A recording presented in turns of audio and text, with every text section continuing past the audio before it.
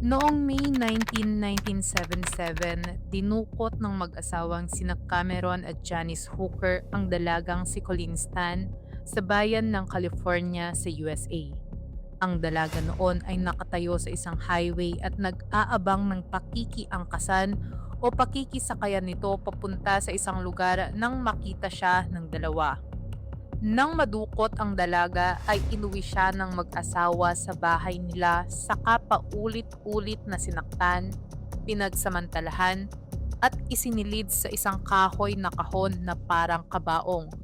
Sinabi din sa kanya na meron umanong organisasyon ang papaslang sa kanyang pamilya sa oras na susubukan niyang tumakas. Nanaig ang takot sa dalaga at nagawa lamang makatakas pagkalipas ng 7 taon. Paano niya ito nagawa?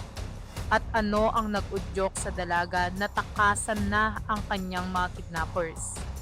Ito ang kwento ni Colin Stan, ang 20 anyos na dalagang 7 taon sinaktan, kinawawa at pinatira sa kahoy na kabaong ng mga taong dumukot sa kanya.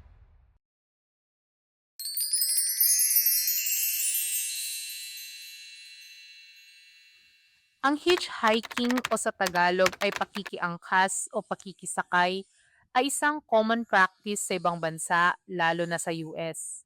Ginagawa ito ng mga tao sa pamamagitan ng pagtayo sa gilid ng kalsada hanggang sa may mag-offer ng libreng sakay. Dekada 1970 ito sinimulang gawin ng mga tao sa US.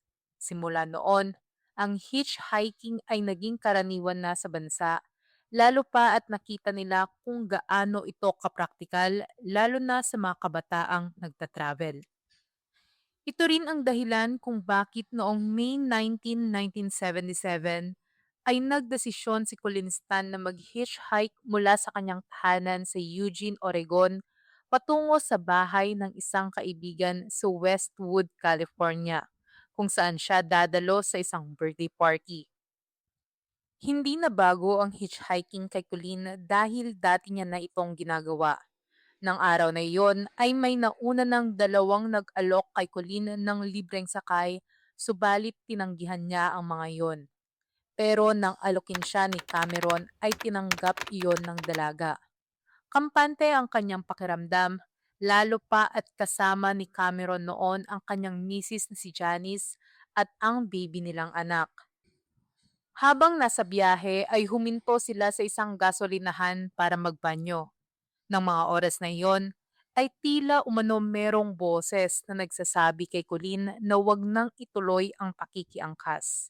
Subalit nilakasan niya ang kanyang loob at bumalik pa rin sa sasakyan ng mag-asawa.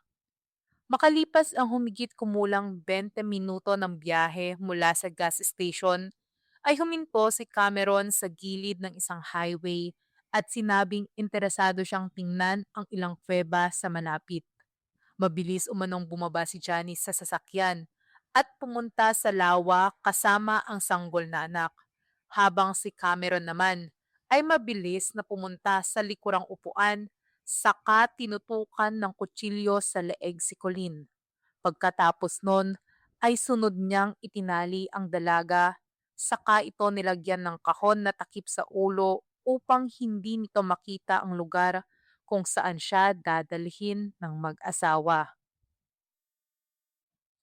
Bago ang insidenteng ito, si Cameron noon ay nagtatrabaho bilang manggagawa sa lumber mill ng Diamond International Lumber Mill at ang kanyang asawa na si Janice ay nagkaroon ng kasunduan na maaari siyang manghuli ng isang alipin na papalit umano kay Janice. Ito ay dahil sa panahong iyon, ginagamit ni Cameron si Janice upang isagawa ang kanyang mga pantasyang sexual na may kaugnayan sa pagtatali sa isang babae. Ayon sa kanilang napagkasunduan, hindi dapat magkaroon ng penetrative sex si Cameron kay Colin, bagamat kalaunan ay nabago ang kasunduang ito. Sa unang gabi ng kanyang pagkakadukot, itinali si Colleen sa pamamagitan ng kanyang mga kamay, pisikal na inatake ni Cameron at iniwang nakapiring at nakabitin habang ang mag-asawa ay nagtatalik sa ibaba niya. Matapos ang kanyang pagdukot, sinabi ni Colleen na siya ay tinorture at ikinulong sa isang kahon na parang kabaong sa loob ng 23 hours kada araw. Pagkatapos nito ay pinilit siyang pirmahan ang isang kontrata na nagsasabing pumapayag siyang maging alipin ni Cameron habang buhay. Tumanggi man ang dalaga ay wala siyang nagawa dahil sa takot. Magkagayunpaman, ay palagi pa rin siyang ikinukulong ni Cameron sa isang kahon.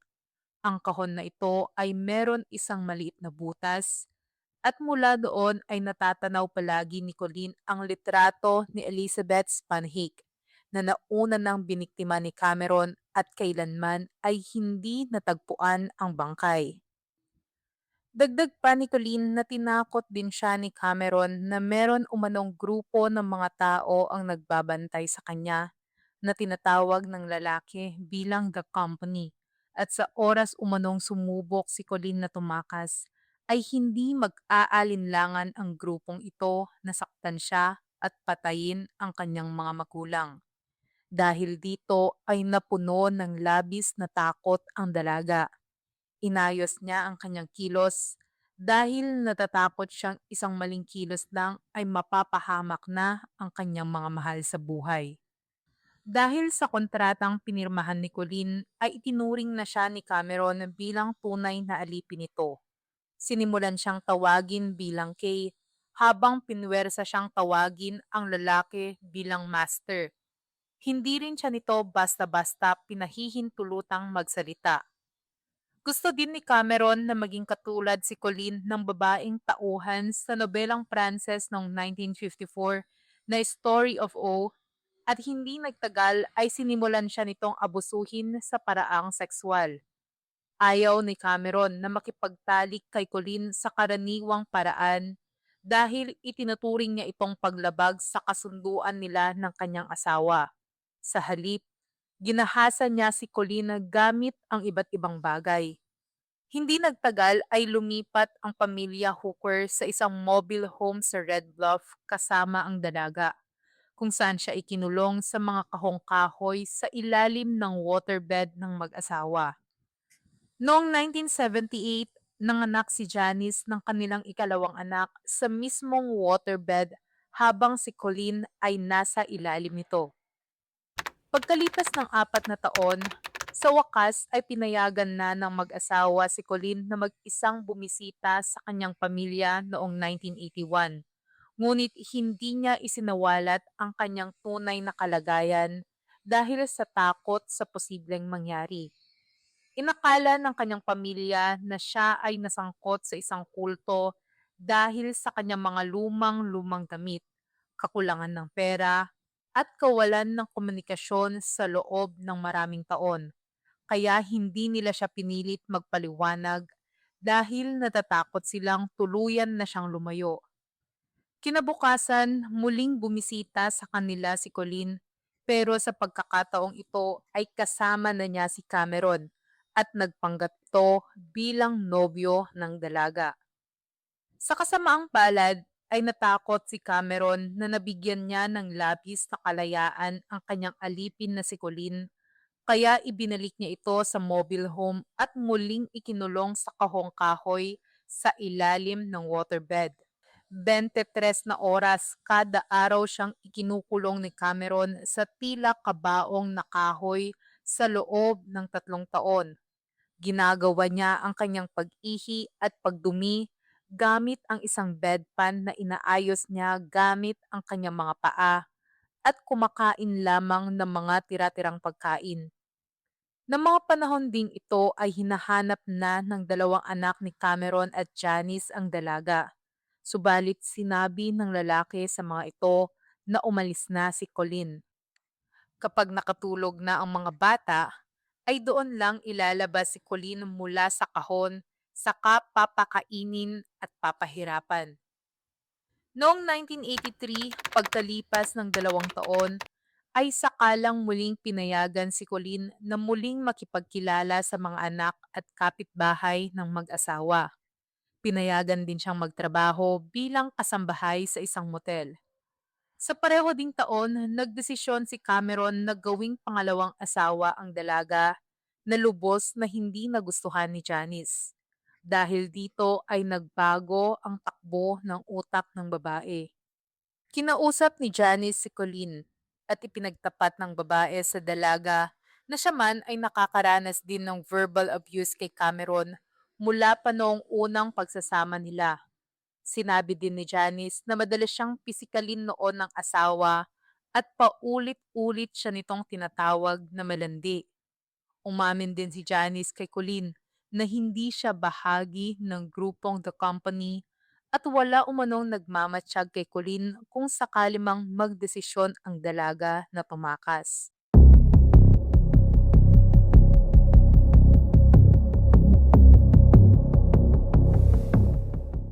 Magandang araw, Brainy People! Napakaganda ng bungad ng buwan ng Mayo para sa akin dahil umakyat na po sa 24 ang bilang ng aking followers.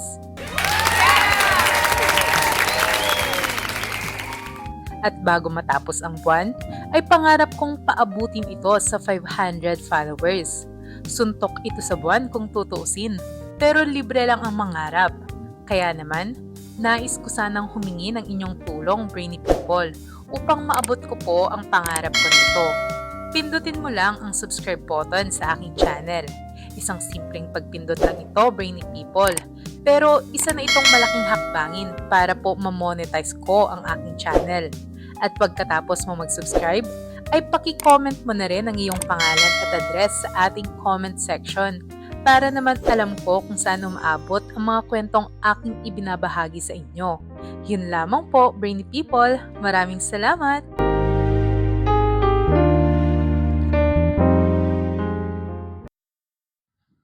Dito na nagkaroon ng sapat na lakas ng loob si Colleen upang layasan ang buong pamilya. Agad siyang nagtungo sa terminal ng bus, saka sumakay pauwi sa kanila. Pero bago iyon, ay tinawagan niya muna si Cameron saka ipinaalam dito na iiwan na niya ito. Dahil dito ay bumunghalit umano sa pag-iyak ang lalaki at nakiusap sa kanya na huwag siyang iiwan. Subalit buo na ang loob ng dalaga. Pagdating ng dalaga sa kanilang bahay ay sobrang saya ng kanyang buong pamilya na sa wakas ay mabubuo na muli sila. Masayang masaya din si Colleen ng mga panahong iyon, pero wala pa siyang lakas ng loob umamin sa mga ito kung ano ang totoong nangyari sa kanya. Samantala, dahil sa kahilingan ni Janice, ay patuloy pa ring tinatawagan ni Colleen si Cameron sa mga sumunod na buwan. Ito ay dahil umaasa ang dalawang babae na magbabago pa ang lalaki. Pero hindi iyon nangyari.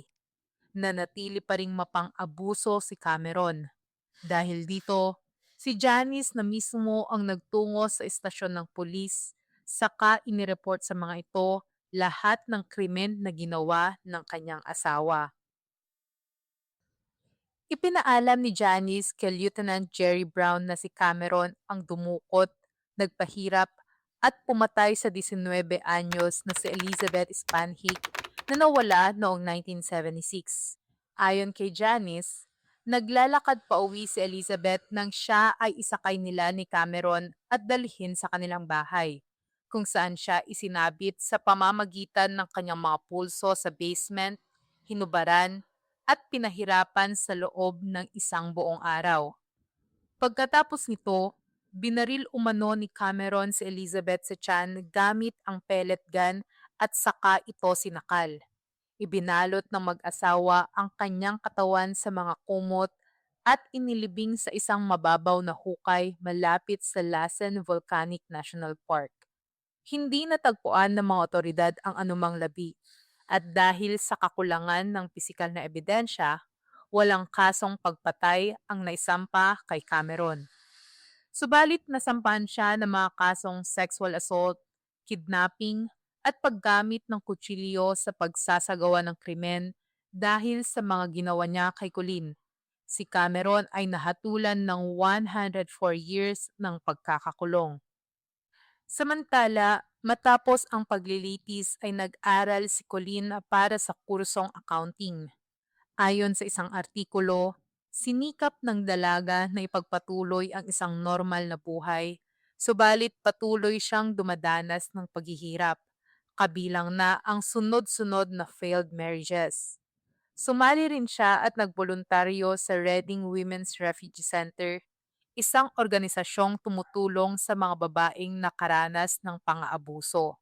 Samantala, bumalik si Janice sa kanyang apelyidong dalaga na Lashley, naging rehistradong associate social worker at nagtrabaho bilang mental health professional. Patuloy ang dalawa na nanirahan sa California. Ang nangyari kay Kulinstan ay isang paalala na kahit sa pinakamatagal at pinakamadilim na sitwasyon, posible pa ring makaligtas ang isang tao at makabangon. Sa kabila ng mga taon ng takot at pagkontrol, hindi tuluyang nawala ang kanyang pag-asang makalabas at mabuhay ng normal. Simple ngunit mahalaga ang aral ng kanyang kwento.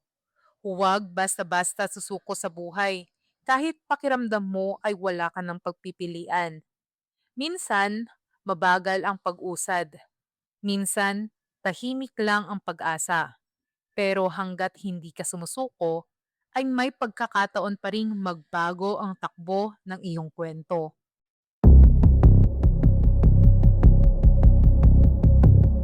At dyan na po nagtatapos ang aking kwento, Brainy People. Pero bago ako tuluyang magpaalam, ay huwag mo namang kakalimutan na mag-subscribe. At i-comment mo na rin ang iyong pangalan at address. Nang sa gayon ay alam ko kung saan nakakaabot ang mga kwentong aking iniimbestigahan. Malaking tulong po ito, Brainy People, upang mas lalo pang lumago ang aking channel. Maraming salamat po!